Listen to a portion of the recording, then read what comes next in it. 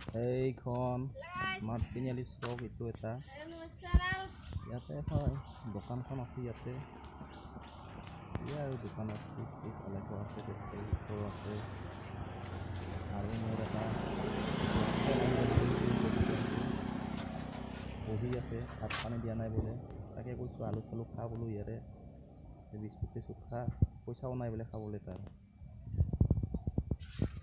আৰু কাপোৰ চাপোৰ ভিতৰত আছে বস্তু অলপ, সৰু দোকান, বাঁহৰে, পাকা ঘৰ নহয়। এতিয়া থাকোঁ আৰু এনে খাটি আছোঁ, কাম বন নাই, চাকৰি তাকৰি নোহোৱা হৈছে, চাকৰিও নাপাওঁ।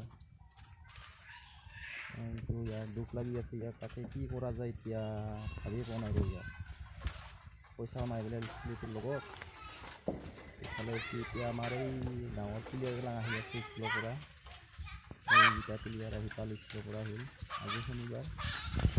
সোনকালে মজা পাইছে সিহঁতে, একদম মজা। ইফালে ৰাস্তাই ঘৰ আছে। গাইজ হ'ব দে আৰু আজিলৈকে এইখিনিতে সমাপ্ত। Good night.